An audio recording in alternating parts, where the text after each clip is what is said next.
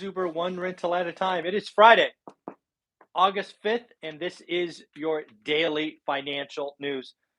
Folks, let's just jump right into it. We got the big number of the week about an hour and 2 hours ago, about 2 hours ago, about 5:30 a.m. Pacific.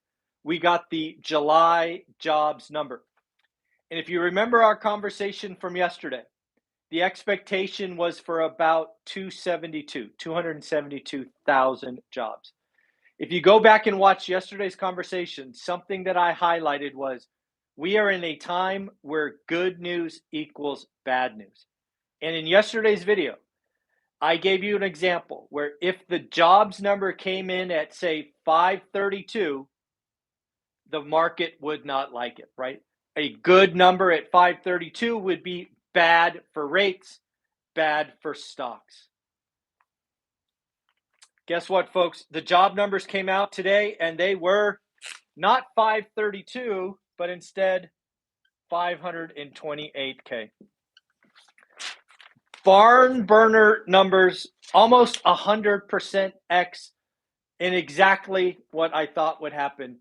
You get a number like this, why is it bad news? Well, let's have that conversation. Right now, there is a tug of war on Wall Street, and we talk to two of them every week. We talk to Dan on Sunday and Taylor on Monday.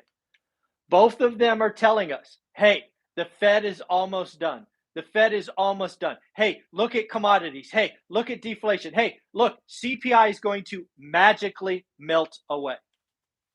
And then there are guys who are macro, like myself, like Greg, like Jonathan, like Anna, that we talk to again every week. Folks, this channel is different. I bring you 7 or 8 millionaires from across the spectrum, and we don't always agree. This is a perfect example.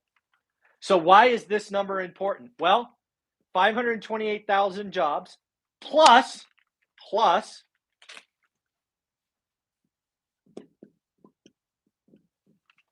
3.5% unemployment, folks. Yes, the unemployment rate went down.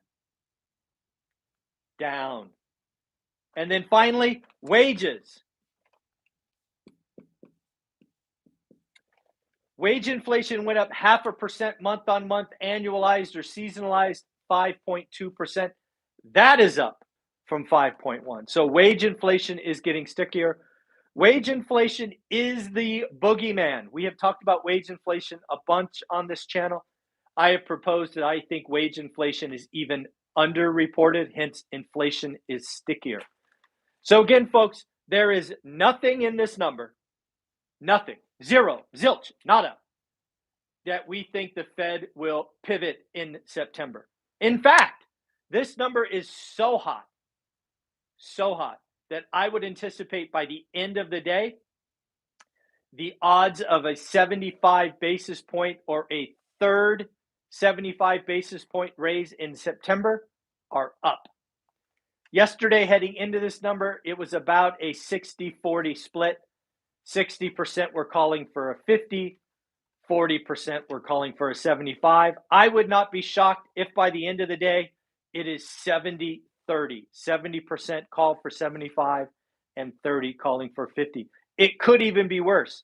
The 10 and 2 interest rates are jumping. I wrote them down. Let me find it. Here we go.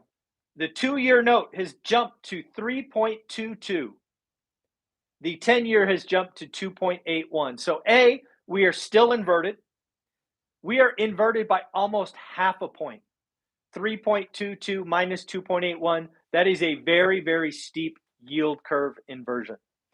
In fact, this number is so hot, we might even see the 3-month and the 10-year get closer. I did not check it this morning, but I will check it later today. Folks, hot number. Just this tug of war between risk on Wall Street, come buy stocks, and macro folks going, dude, inflation's not up, you're not going to magically make it go away. The Fed's got to do more. So hot number, what we expected. I would expect rates up, stocks down. We will see where this goes. But yeah, July job creation, big beat. No way you can call that a recession. Sorry. You're adding 500,000 jobs, not going to be called a recession, even though the economy is shrinking. I know it's weird, it's unusual, but I don't see the Economic Bureau flagging a recession.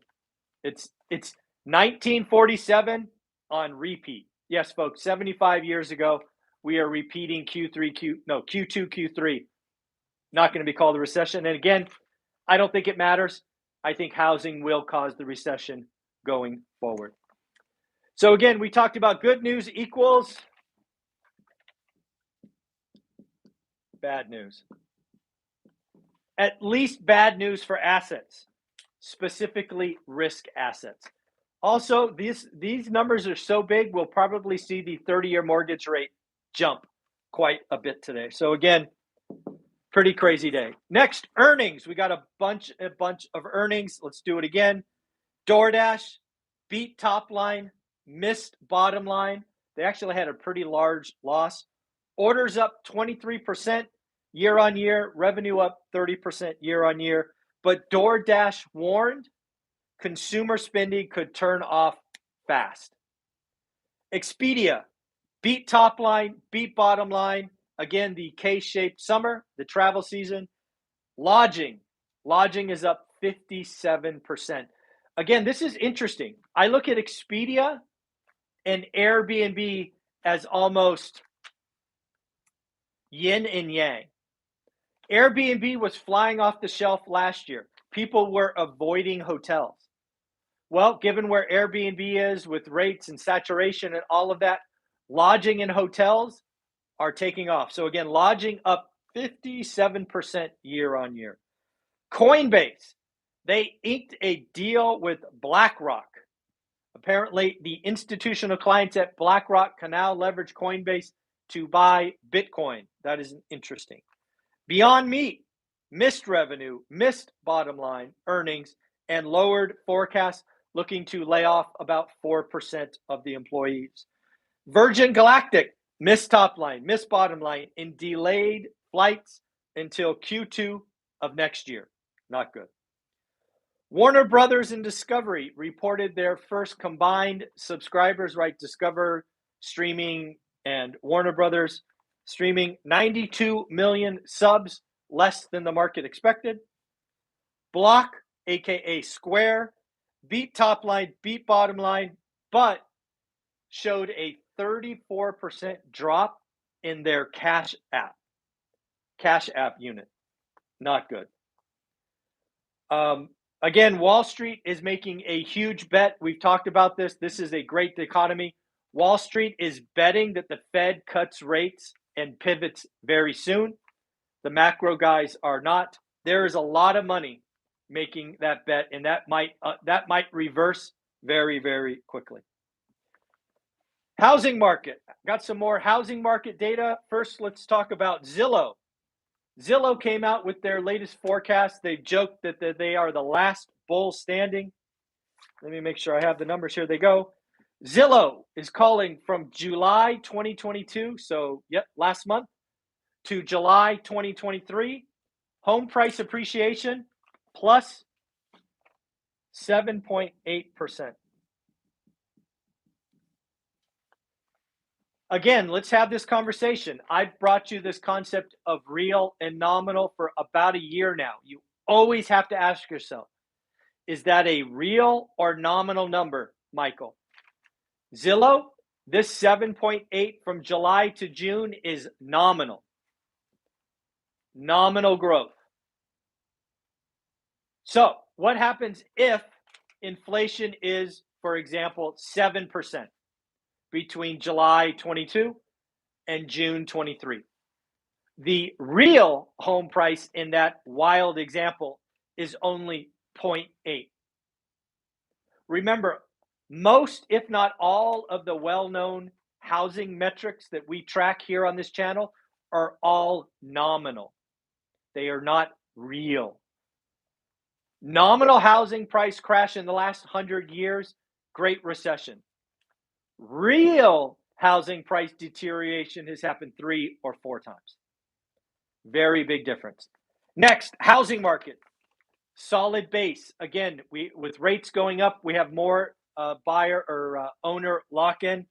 Did you know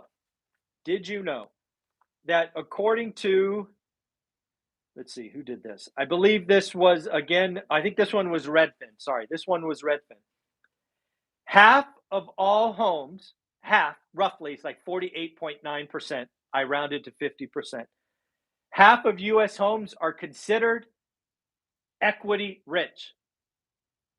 Well, what the hell does equity rich mean? 50%. That means if your house is worth 400, your balance of your loan is 200 in that example.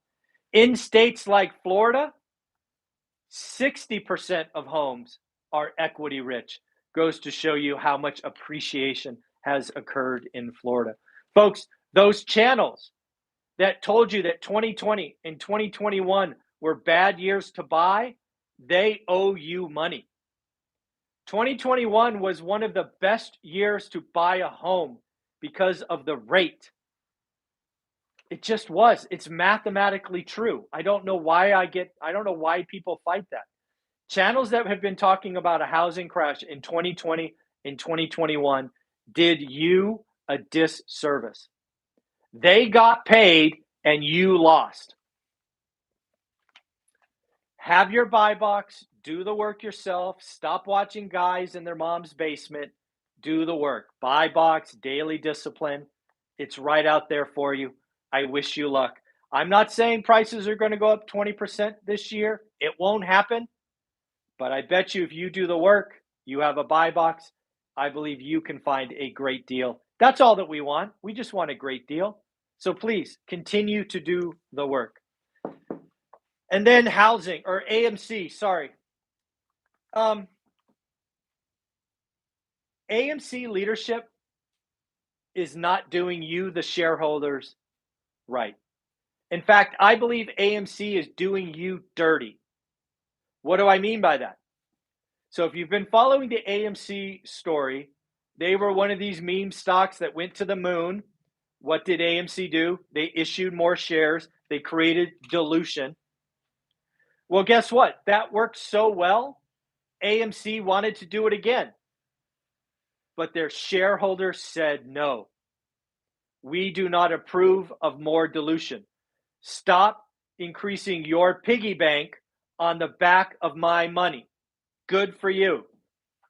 Now the AMC leaders are doing you dirty. They found or created a loophole. What they're going to do now is they're going to create some bullshit preferred stock called APE, if that's not insulting, right? They're going to use the meme kind of verbiage. They're going to create a preferred share. They are going to, I want to make sure I get the number right. They are going to issue 517 million preferred units to existing shareholders. And then guess what? They're going to screw you.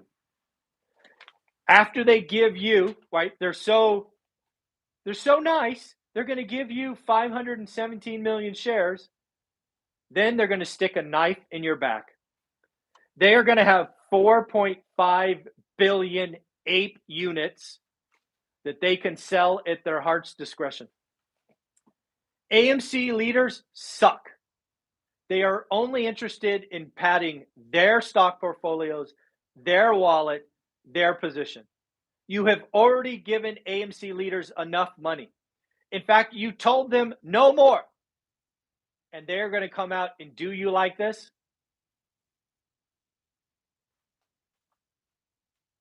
They're only interested in themselves. They don't care about you.